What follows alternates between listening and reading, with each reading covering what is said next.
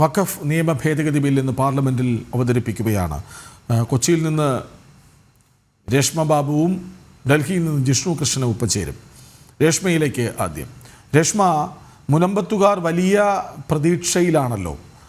വഖഫ് നിയമ ഭേദഗതി ബിൽ പാസ്സാകും, ഞങ്ങളുടെ അവകാശങ്ങൾ, അതായത് തലമുറകളായി കഴിഞ്ഞു പോകുന്ന വസ്തുവകകൾ, വീട് ഒക്കെയും ഞങ്ങളുടെ തന്നെയായി തുടരും എന്ന ആ പ്രഖ്യാപനം അത് ഓരോരുത്തരും സ്വയം ഉറപ്പിക്കാൻ കാത്തിരിക്കുകയാണ് അല്ലേ?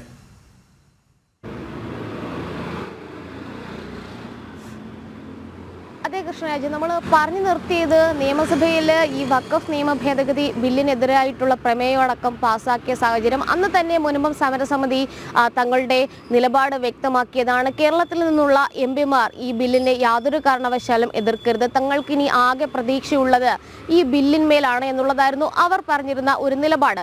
പക്ഷേ പിന്നീടും സമാനമായിട്ടുള്ള ഒരു സാഹചര്യം തന്നെയായിരുന്നു തുടർന്ന് പോരുന്നത്. അതിനിടയിൽ തന്നെ ഒരു ജുഡീഷ്യൽ കമ്മീഷനെ നിയോഗിച്ചുകൊണ്ട് ഈ വിഷയം ഒന്ന് ഒതുക്കി തീർക്കാനായിട്ട്, തൽക്കാലത്തേക്കെങ്കിലും തെരഞ്ഞെടുപ്പ് പ്രമാണിച്ച് ഒന്ന് ഒതുക്കി തീർക്കാനായിട്ടുള്ള ശ്രമം സംസ്ഥാന സർക്കാരിന്റെ ഭാഗത്തു നിന്ന് ഉണ്ടായി. പക്ഷേ ഈ റവന്യൂ അവകാശങ്ങൾ പുനഃസ്ഥാപിച്ച് കിട്ടും വരെ തങ്ങൾ സമരം തുടരുമെന്നുള്ളതായിരുന്നു മുൻപും തീരദേശ ജനതയുടെ ഒരു നിലപാട്. അതിനനുസരിച്ച് അവർ സമരവുമായിട്ട് മുന്നോട്ട് പോയി. ഹൈക്കോടതിയിലടക്കം ഈ ഒരു നിയമനം ചോദ്യം ചെയ്തുകൊണ്ടുള്ള ഹർജി വരികയും പിന്നീട് അതിൽ ഹൈക്കോടതി ഈ ജുഡീഷ്യൽ കമ്മീഷനും നിയമനം റദ്ദാക്കുകയും ചെയ്യുകയായിരുന്നു. പിന്നീട് കർക്കശമായിട്ടുള്ള രീതിയിൽ അല്ലെങ്കിൽ വലിയ രീതിയിലുള്ള പ്രതിഷേധ സമരവുമായിട്ട് മുൻപും തീരദേശ ജനത മുന്നോട്ട് പോയി. അത് മാത്രമല്ല, സർക്കാരിൻ്റെ നയം വെറും പ്രഹസനമായിരുന്നു എന്നുള്ളത് അവർ തിരിച്ചറിയുകയും ചെയ്തു. അതിനിടയിലാണ് പാർലമെന്റിൽ വഖഫ് നിയമ ഭേദഗതി ബില്ല് കൂടി ഇന്ന് അവതരിപ്പിക്കപ്പെടുന്നത്. അതുകൊണ്ട് തന്നെ വളരെയേറെ പ്രതീക്ഷയിൽ തന്നെയാണ് മുൻപും തീരദേശ ജനതയുള്ളത്. നേരത്തെ കൃഷ്ണരാജ് സൂചിപ്പിച്ചതുപോലെ തന്നെ തങ്ങളുടെ ഭൂമിയിൽ റവന്യൂ അവകാശങ്ങൾ പുനഃസ്ഥാപിച്ച് കിട്ടും, തങ്ങളുടേതെന്നുള്ള രീതിയിൽ അത് പറയാൻ സാധിക്കുമെന്നുള്ള രേഖാമൂലം തന്നെ തങ്ങൾക്ക് അവകാശം ലഭിക്കുമെന്നുള്ളൊരു പ്രതീക്ഷയായിരിക്കും ഈ ബില്ല് പാസ്സാക്കി കഴിഞ്ഞാൽ അവർക്ക് ഉണ്ടാകുക. അത് യാഥാർത്ഥ്യമാകുന്ന ഒരു സാഹചര്യത്തിലേക്കും എത്തുകയും ചെയ്യും. 172 ദിവസം നിലവിൽ പിന്നിട്ടിരിക്കുകയാണ് മുൻപും തീരദേശ ജനത നടത്തുന്ന റിലേ നിരാഹാര സമരം. വിവിധ ക്രൈസ്തവ സംഘടനകളും BJP ഉൾപ്പെടെയുള്ള ആളുകളും സംഘടനകളും മാത്രമാണ് നിലവിൽ അവർക്ക് ഐക്യദാർഢ്യം പ്രഖ്യാപിച്ചുകൊണ്ട് മുന്നോട്ട് വന്നിട്ടുള്ളത്. BJP ആദ്യഘട്ടം മുതൽ തന്നെ മുൻപും തീരദേശ ജനതയ്ക്ക് ഒപ്പം തന്നെ ഉണ്ടായിരുന്നു. വഖഫ് നിയമ ഭേദഗതി ബില്ല് പാസ്സാക്കിക്കൊണ്ട് ഈ ഒരു വഖഫ് അധിനിവേശത്തിന് അറുതി വരുത്തുമെന്നുള്ളതാണ് BJP അവർക്ക് നൽകിയിട്ടുള്ള വാക്ക്. ആ വാക്ക് പാലിക്കപ്പെടാൻ പോകുന്നു എന്നുള്ളതാണ് അവരെ സംബന്ധിച്ച് പ്രതീക്ഷ നൽകുന്ന മറ്റൊരു കാര്യം. എന്തായാലും മുസ്ലിം സംഘടനകൾക്കും അതോടൊപ്പം തന്നെ മറ്റ് ഈ മത മൗലികവാദ സംഘടനകൾക്കും ഒപ്പം ചേർന്നുകൊണ്ടുള്ള ഒരു നിലപാടിലാണ് നിലവിൽ UDF-ഉം CPM-ഉം ഉള്ളത്. പക്ഷേ ഈ കേരളത്തിൽ നിന്നുള്ള എംപിമാർ ഇന്ന് എടുക്കുന്ന നിലപാടിനനുസൃതമായിട്ടായിരിക്കും തുടർ ദിവസങ്ങളിൽ മുൻപും സമരസമിതി നടത്തുന്ന സമരങ്ങൾ. എന്തായാലും സമരം കർശനമായിട്ട് തന്നെ മുന്നോട്ട് പോകുമെന്നുള്ള ഒരു മുന്നറിയിപ്പ് തന്നെയാണ് ഈ ഹൈബി ഈഡൻ MP-യുടെ ഓഫീസ് പരിസരത്ത് പോസ്റ്റർ ഒട്ടിച്ചുകൊണ്ടുള്ള കാര്യത്തിൽ നമുക്ക് വ്യക്തമാകുന്നത്. എന്തായാലും ഹൈബി ഈഡൻ MP ഭീമഹർജി നൽകിയെങ്കിലും അനുകൂലമായിട്ടുള്ള ഒരു അഭിപ്രായം പോലും ഇതുവരെ പ്രകടിപ്പിച്ചിട്ടില്ല. എന്തായാലും മുൻപും സമരസമിതിയുടെ സമരം മുന്നോട്ട് പോവുകയാണ്. അതിനിടയിൽ തന്നെയാണ് പാർലമെന്റിൽ ബില്ല് അവതരിപ്പിക്കപ്പെടുന്നത്. അതിൽ കേരള എംപിമാർ സ്വീകരിക്കുന്ന നിലപാട് അത് ഏതെങ്കിലും തരത്തിൽ എതിർക്കപ്പെടുകയാണെങ്കിൽ ജയിച്ചുവെന്ന് കരുതേണ്ടതില്ല എന്നുള്ളൊരു മുന്നറിയിപ്പാണ് പോസ്റ്ററുകളിലൂടെ മുൻപും സമരസമിതി വ്യക്തമാക്കുന്നത്. കൃഷ്ണരാജ്, ജിഷ്ണു, ഈ ഇന്ത്യ യോഗം കഴിഞ്ഞ ദിവസം ചേരുമ്പോൾ ഒറ്റക്കെട്ടായി നിൽക്കണമെന്നൊക്കെ പറഞ്ഞ് അവസാനിപ്പിച്ചുവെങ്കിലും ഈ കേരള കോൺഗ്രസുകൾ ഫ്രാൻസിസ് ജോർജ് MP-യും ജോസ് കെ മാണിയും ഇതിനെ എതിർത്തു സംസാരിച്ചു എന്നാണ് മനസ്സിലാക്കുന്നത്. രാഷ്ട്രീയമായ തിരിച്ചടികൾ വരാനിരിക്കുന്നുവെന്നവർ ഓർമ്മപ്പെടുത്തിയെന്നാണ് മനസ്സിലാക്കുന്നത്. അതായത് ഇപ്പോഴും പ്രധാനപ്പെട്ട ഒരു പ്രശ്നമായി മുനമ്പം നിലനിൽക്കുമ്പോൾ കേരളത്തിലെ കക്ഷികളെപ്പോലും പറഞ്ഞു ബോധ്യപ്പെടുത്താനോ ഏകാഭിപ്രായത്തിലേക്ക് കൊണ്ടുവരാനോ കോൺഗ്രസ് അടക്കമുള്ള കക്ഷികൾക്ക് ഇനിയും കഴിഞ്ഞിട്ടില്ല എന്നല്ലേ മനസ്സിലാക്കേണ്ടത്? വിഷയത്തിൽ വഖഫ് ബില്ലിനെ എതിർക്കണം എന്നുള്ളത് കോൺഗ്രസിന്റെയും ഒപ്പം മറ്റ് പ്രതിപക്ഷ പാർട്ടികളുടെയും ഇന്ത്യ മുന്നണിയുടെയും തീരുമാനമാണ് എങ്കിൽ പോലും കൃഷ്ണരാജ് ചൂണ്ടിക്കാട്ടിയതുപോലെയും പല എംപിമാരെയും അല്ലെങ്കിൽ ചെറിയ കക്ഷികളെയും പൂർണ്ണമായും ബോധ്യപ്പെടുത്താനോ ഒരുമിപ്പിച്ച് നിർത്താനോ ഇന്ത്യ മുന്നണിക്ക് സാധിക്കുന്നില്ല എന്നുള്ളതൊരു വസ്തുതയാണ്. ഒപ്പം കൃഷ്ണരാജ് ചൂണ്ടിക്കാട്ടിയതുപോലെ മുനമ്പം മാത്രമല്ല, മുനമ്പം കേരളത്തിലെ ഏറ്റവും പ്രധാനപ്പെട്ട വിഷയമാണെങ്കിൽ നിരവധി സംസ്ഥാനങ്ങളിൽ ഇത്തരത്തിൽ മതവ്യത്യാസത്തിനപ്പുറത്തേക്ക് ഒരു മുസ്ലിം ഹിന്ദു ക്രിസ്ത്യൻ എന്നതിനപ്പുറത്തേക്ക് ഭൂമി നഷ്ടപ്പെടും എന്ന ചിന്തയുള്ള അല്ലെങ്കിൽ ഭൂമിക്ക് മേൽ വഖഫ് അവകാശവാദം ഉന്നയിച്ചിട്ടുള്ള മേഖലകളിൽ വലിയ പ്രതിഷേധങ്ങൾ നടക്കുന്നുണ്ട്. അവരെല്ലാം ചൂണ്ടിക്കാണിക്കുന്നത് ഇത്തരത്തിൽ ജനങ്ങൾ വോട്ട് ചെയ്ത് വിജയിപ്പിച്ചയച്ച ആളുകൾ എംപിമാർ അവർ ജനങ്ങളുടെ അവകാശങ്ങൾ സംരക്ഷിക്കുന്നതിനനുസരിച്ച് നിൽക്കണം എന്ന അഭിപ്രായം സ്വീകരിച്ചിട്ടുണ്ട്. മുൻപത്തെ സ്ഥിതി നമുക്കറിയാം. ആ സമരസമിതി ആഹ്വാനം ചെയ്തിട്ടുള്ളതും അതുതന്നെയാണ്. അതായത് കേരളത്തിലെ മുഴുവൻ എംപിമാരും സങ്കുചിതമായ രാഷ്ട്രീയം മാറ്റിവെച്ചുകൊണ്ട് വഖഫ് ബില്ലിനെ അനുകൂലിച്ച് പാർലമെന്റിൽ വോട്ട് ചെയ്യണം എന്നുള്ളത്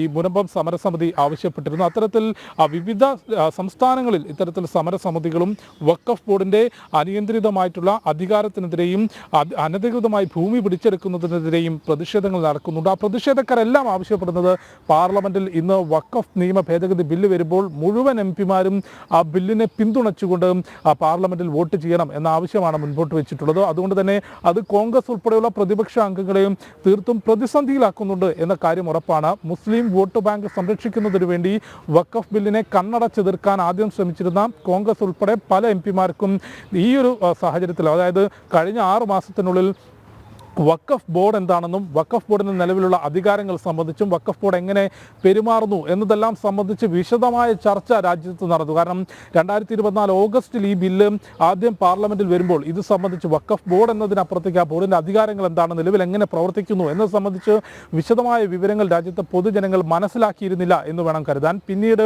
ആ ബില്ല് പ്രതിപക്ഷ അംഗങ്ങളുടെ കൂടി ആവശ്യം പരിഗണിച്ചുകൊണ്ട് സംയുക്ത പാർലമെന്ററി കമ്മിറ്റിക്ക് വിടുകയും സംയുക്ത പാർലമെന്ററി കമ്മിറ്റി രാജ്യത്തിന്റെ വിവിധ ഭാഗങ്ങളിൽ വഖഫ് ബോർഡുമായി ബന്ധപ്പെട്ട പ്രശ്നം നിലനിൽക്കുന്ന സ്ഥലങ്ങളിൽ നേരിട്ട് സന്ദർശനം നടത്തി. വഖഫ് ബോർഡ് പ്രതിനിധികളുമായി, മുസ്ലിം സംഘടനാ പ്രതിനിധികളുമായും മുസ്ലിം നേതാക്കളുമായും വഖഫ് ബോർഡുമായി പ്രശ്നം നേരിടുന്ന ആളുകളുമായും ആ പ്രദേശങ്ങളിലെ ജനപ്രതിനിധികൾ അങ്ങനെ വിശദമായ ആളുകളെ നേരിട്ട് കണ്ടുകൊണ്ടും കാര്യങ്ങൾ വിലയിരുത്തിക്കൊണ്ടും വലിയ ചർച്ച രാജ്യത്തുടനീളം വഖഫ് ബോർഡുമായി ബന്ധപ്പെട്ട് നടന്നു. അതുകൊണ്ട് നിലവിൽ രാജ്യത്തെ പരമാവധി ജനങ്ങൾക്ക് എന്തൊക്കെയാണ് വഖഫ് ബോർഡിനുള്ള അധികാരങ്ങൾ, നിലവിൽ വഖഫ് ബോർഡ് ഏത് രീതിയിൽ പ്രവർത്തിക്കുന്നു എന്നത് സംബന്ധിച്ച വിവരങ്ങളുണ്ട്, പ്രത്യേകിച്ച് ഇത്തരം സമരസമിതികൾക്ക്. അതുകൊണ്ട് തന്നെയാണ് എല്ലാ എംപിമാരും രാഷ്ട്രീയം മാറ്റിവെച്ചുകൊണ്ട്, സങ്കുചിതമായ രാഷ്ട്രീയം മാറ്റിവെച്ചുകൊണ്ട് മുഴുവൻ എംപിമാരും ഈ ബില്ലിനെ പിന്തുണയ്ക്കണം എന്ന ആവശ്യം മുനമ്പത്തെ ഉൾപ്പെടെ സമരസമിതി മുൻപോട്ട് വെച്ചിട്ടുള്ളത്. നിലവിൽ BJP അംഗങ്ങൾക്കും NDA ഘടകകക്ഷികൾക്കും അതത് പാർട്ടികൾ വിപ്പ് നൽകിയിട്ടുണ്ട്. എല്ലാവരും പാർലമെന്റിൽ ഹാജരാകണം എന്ന ആവശ്യം മുൻപോട്ട് വെച്ചിട്ടുണ്ട്. ഇതിനിടയിൽ ഒരു പ്രചാരണം കോൺഗ്രസ് ഉൾപ്പെടെ നടത്താൻ ശ്രമിച്ചത് JDU ഉൾപ്പെടെയുള്ള BJPയുടെ ഘടകകക്ഷികൾ തന്നെ ഈ ബില്ലിനെ എതിർക്കും എന്ന പ്രചാരണം നടത്തിയിരുന്നു.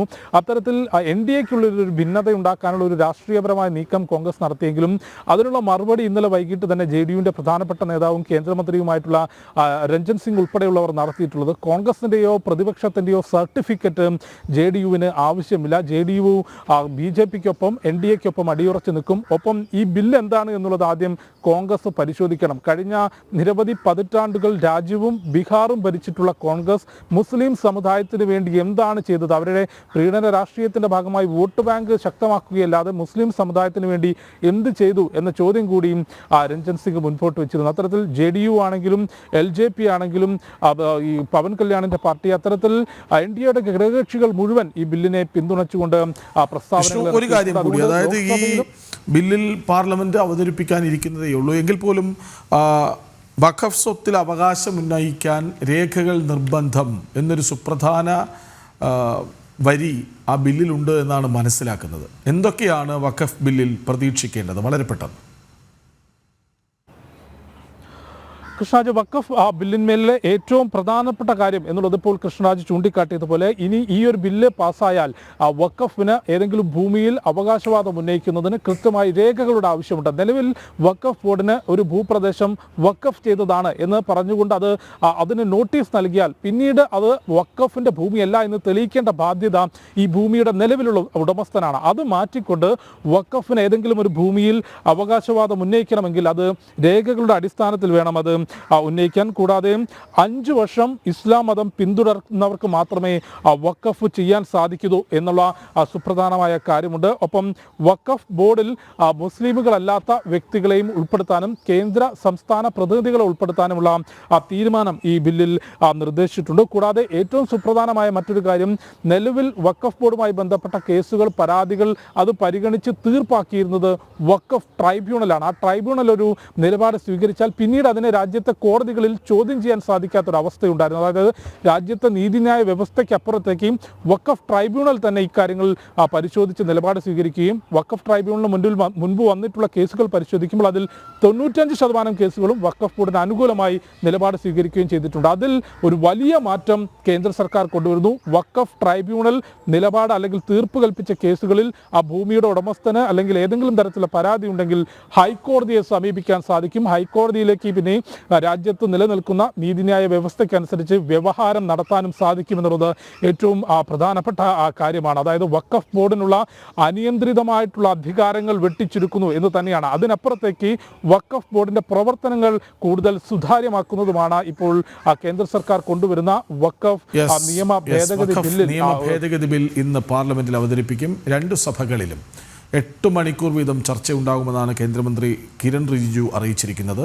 എത്ര പ്രകോപനമുണ്ടായാലും ഞങ്ങൾ ചർച്ച തീരും വരെ ഉണ്ടാകുമെന്ന് മല്ലികാർജുൻ ഖാർഗെയും പറയുന്നു. പക്ഷേ എന്താണ് സംഭവിക്കുക എന്ന് കാത്തിരുന്നു കാണാം. 2 സഭകളിലും ഭൂരിപക്ഷമുണ്ടെന്നിരിക്കെ ബിൽ പാസ്സാവുക തന്നെ ചെയ്യും. വിവരങ്ങൾ നൽകുകയായിരുന്നു ജിഷ്ണു കൃഷ്ണനും രേഷ്മ ബാബു.